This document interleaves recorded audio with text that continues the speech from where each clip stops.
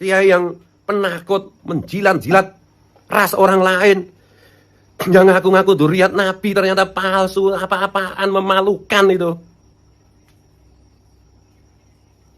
Nggak usah jadi kiai, nggak usah jadi pengurus PBNU kalau begitu caranya. Nggak malu sama Mbah Hasyim, nggak malu sama Gus Dur, nggak malu sama Mbah Wahab Hasbullah, nggak malu sama pejuang-pejuang kita, nggak malu sama muassis-muassis NU. Begitu mentalitasnya. Gimana ini? Kalau oknum struktural PBNU tidak melindungi kepentingan Nahdliyin, terus ngapain? Mendawir-dawir juga? Main-main politik? Cari-cari bisaroh gitu? Macam apa itu? Yang bener dong. Kalau mau diingatkan, kalau enggak ya terserah.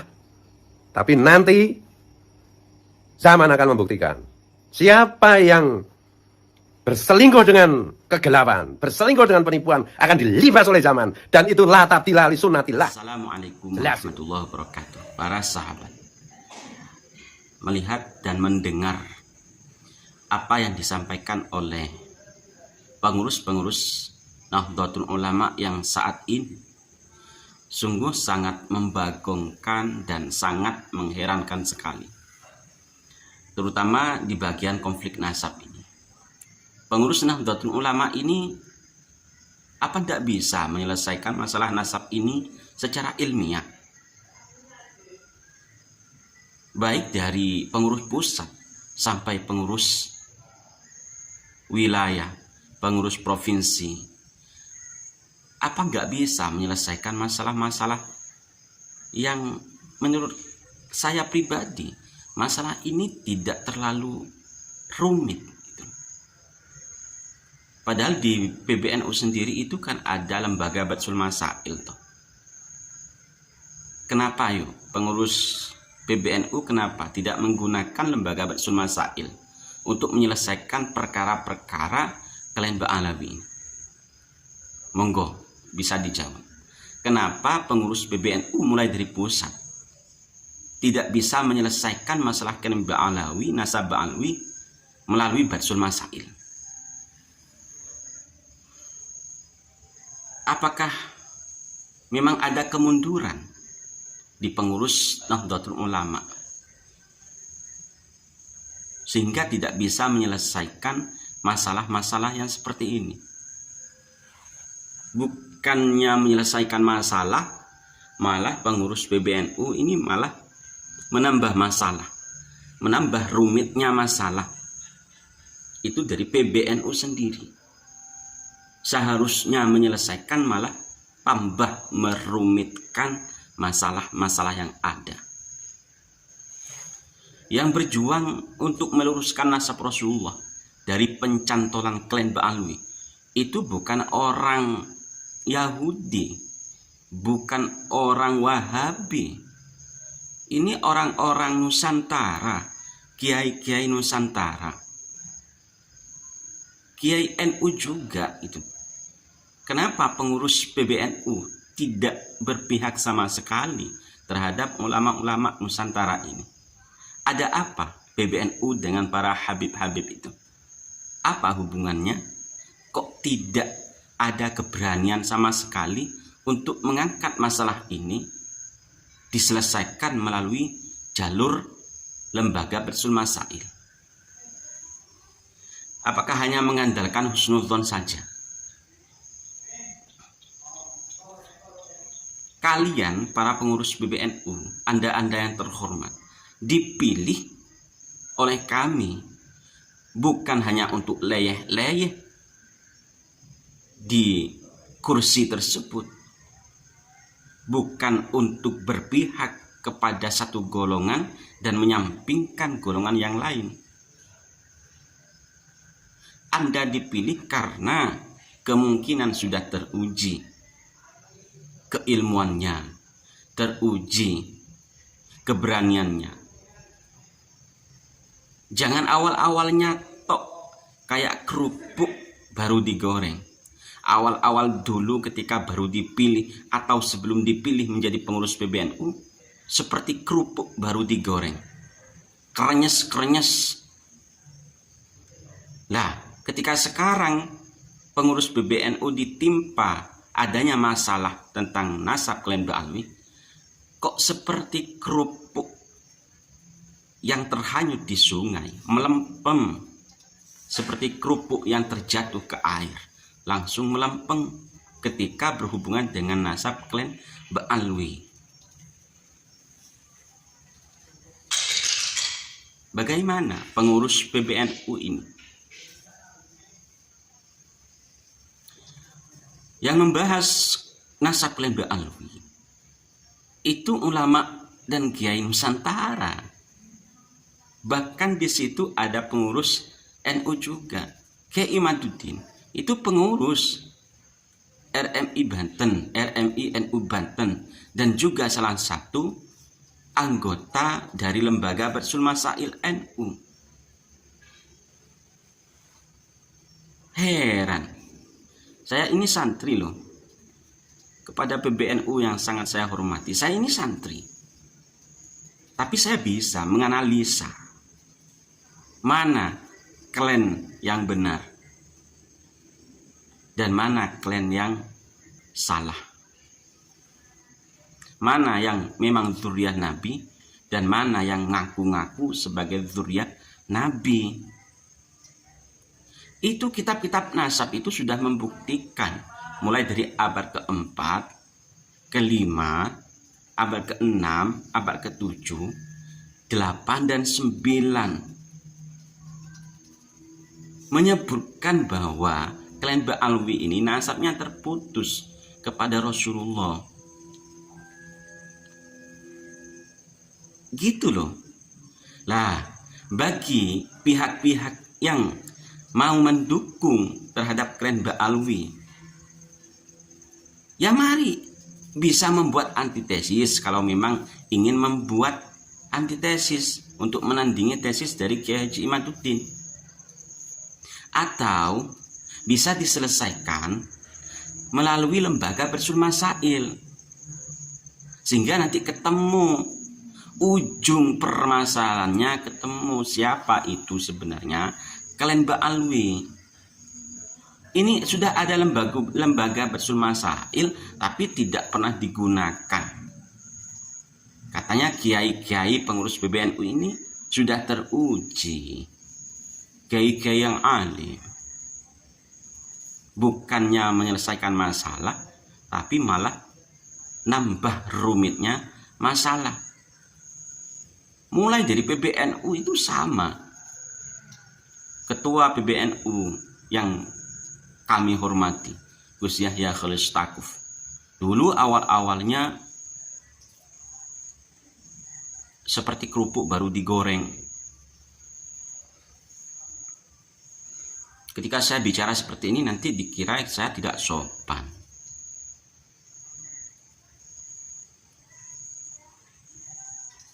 Gus Yahya Khalil Stakuf itu pernah membuat statement bahwa yang membahas nasab klan Ba'alwi itu adalah orang-orang yang tidak punya kerjaan.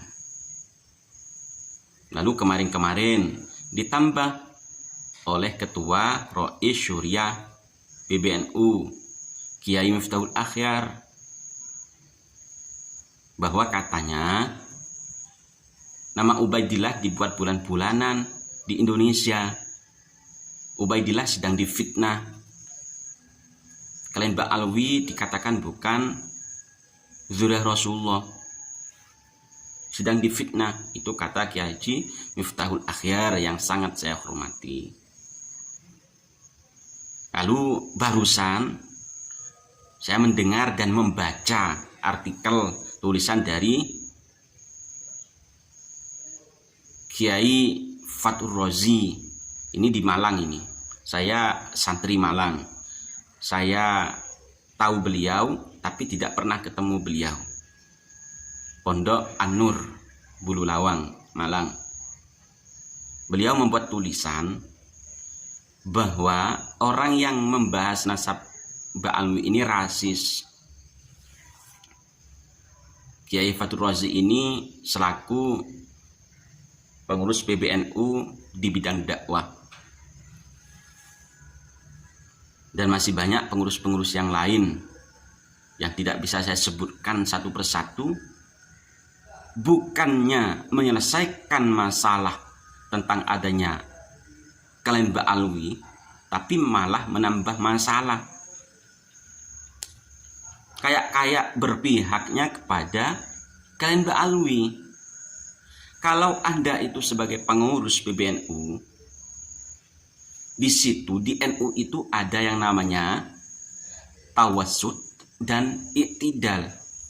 Apa Anda tidak paham tentang tawassut dan iktidal di Nahdlatul Ulama? Menengahi, berada di tengah-tengah, menyelesaikan masalah ketika ada dua kubu yang berseberangan, ini dipertemukan, diselesaikan masalahnya dengan adil. Jangan berpihak kepada yang satu dan jangan berpihak kepada yang satunya. Jangan berpihak kepada yang mengatakan bahwa nasab Ba'alwi terputus, jangan. Dan juga jangan berpihak kepada bahwa nasab Ba'alwi ini tidak terputus, tapi dipertemukan dulu. Makanya di NU itu ada lembaga Batsul Masail. Ketika ada masalah-masalah agama yang seperti ini, bisa dipertemukan kelompok satu dengan kelompok yang satunya, diselesaikan masalahnya di situ. Undang para pakar-pakarnya. Kalau ini masalah nasab, undang para pakar-pakar nasab. Mulai dari pakar ilmiah tentang nasab sampai pakar DNA. Masa masalah-masalah seperti ini tidak bisa menyelesaikan? Malah kelihatan sekali bahwa berpihak kepada klan Ba'alwi. Tawassut dan iktidalnya itu di mana pengurus PBNU? Apa kami sebagai santri harus mencontoh Anda ada seperti ini yang tidak menerapkan tawassut dan iktidal? Kami yang belajar tawassut dan iktidal sampai memberikan contoh, membuat contoh sendiri seperti apa tawassut dan iktidal di sekolah, tawassut dan iktidal ketika kalian menjadi kiai, tawassut dan iktidal ketika kita menjadi pengurus pondok pesantren, tawassut dan iktidal ketika kita menjadi guru. Dan sekarang tawassut dan iktidal ketika Anda menjadi pengurus PBNU. Tunjukkan kepada kami bahwa Anda itu memang kompeten menjadi pengurus PBNU. Anda layak menjadi pengurus PBNU. Bisa menyelesaikan masalah-masalah baik di bidang agama maupun sosial kemasyarakatan. Nanti saya bicara seperti ini dikira tidak berakhlak. Santri macam apa ini? Sama kiai belak-belakan, tidak ada sopan santunnya. Terus saya harus bicara sambil nunduk-nunduk gini. Tidak memperlihatkan wajah saya. Atau saya bisik-bisik. Kami meminta kepada pengurus PBNU untuk tegas dalam masalah ini. Secepatnya diselesaikan. Kalau memang Anda kompeten di bidang ini, kompeten menjadi pengurus PBNU, mulai dari pengurus pusat, memang harus bertindak tegas untuk menyelesaikan masalah klan Ba'alwi ini. Jangan berpihak kepada yang satu, tapi malah menerjang yang satunya. Yang satunya dijunjung, yang satunya diinjak-injak. Para habaib dijunjung, nusan pribuminya diinjak-injak. Kalau Anda tetap seperti ini, itu sama dengan Anda itu menginjak-injak para kiai-kiai Nusantara. Itu bukan sembarangan kiai. Mulai dari Gus Abbas Buntet, Anda kenal, pasti paham siapa itu Gus Abbas, cucu dari pahlawan nasional Gus Abbas, Kiai Abbas yang dulu melawan penjajah Belanda, Gus Fuad, Pleret. Masih banyak kiai-kiai yang lain yang membahas tentang nasab klan Ba'alwi ini. Kami ini masih sungkan kepada para pengurus PBNU. Tapi sungkannya kita ini lama-lama ya tidak tahu juga kalau pengurus PBNU tetap seperti ini. Kami ini menilai kinerja dari pengurus PBNU, baik dalam masalah agama maupun dalam masalah sosial kemasyarakatan. Monggo diselesaikan. Kalau memang mau diselesaikan. Kalau tidak turun tangan selaku pengurus PBNU, jangan harap pembahasan nasab klien Mbak Alwi ini akan berhenti di sini. Kami akan tetap membahas klien Mbak Alwi sampai ke pelosok Nusantara sekalipun. Saya sebagai santri malah senang ada ilmu tentang nasab yang dulu-dulunya tidak pernah membahas nasab. Sekarang jadi paham ilmu nasab dari para kiai-kiai Nusantara yang berjuang untuk meluruskan nasab Rasulullah. Kalau memang pengurus PBNU meyakini nasab klien Mbak Alwi itu adalah benar nasab Rasulullah, buktikan. Atau buat antitesis dari tesisnya Kiai Haji Imaduddin. Kalau merasa keberatan atau tidak percaya bahwa apa yang diperjuangkan oleh Kiai Imad itu adalah tesis, ya Anda buktikan melalui Batsul Masail. Kalau memang berat untuk mengadakan lembaga Batsul Masail membahas nasab klien Mbak Alwi, ya tinggal meminta kepada para habaib junjungan Anda untuk tes DNA. Kan sekarang ini zaman sudah modern tuh. Sudah ada tes DNA.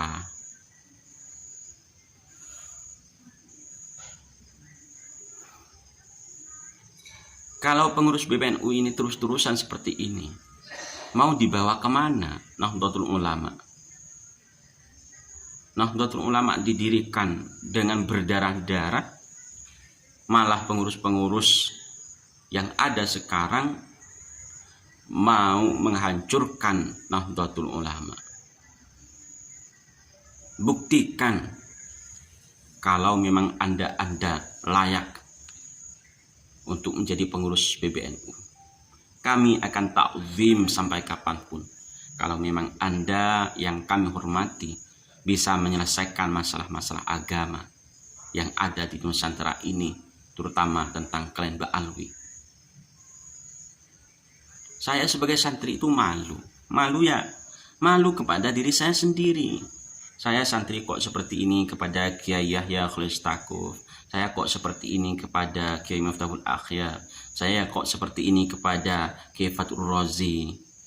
Sebenarnya juga gak ingin kayak gini. Bicara seperti ini juga gak ingin. Tapi saya sebagai santri salah satu dari warga Nahdien atau yang bisa disebut dengan NU kultural, ini juga mau mengkritik dan boleh mengkritik, punya hak untuk mengkritik para pengurus PBNU struktural.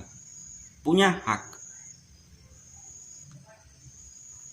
Sekali lagi kepada pengurus PBNU, mohon diselesaikan masalah nasab klien Mbak Alwi. Kalau memang Anda semua yang kami hormati memang benar-benar layak untuk memperjuangkan Nahdlatul Ulama. Anda sebagai pejuang, Anda sebagai tokoh, Anda sebagai tonggak utama Nahdlatul Ulama.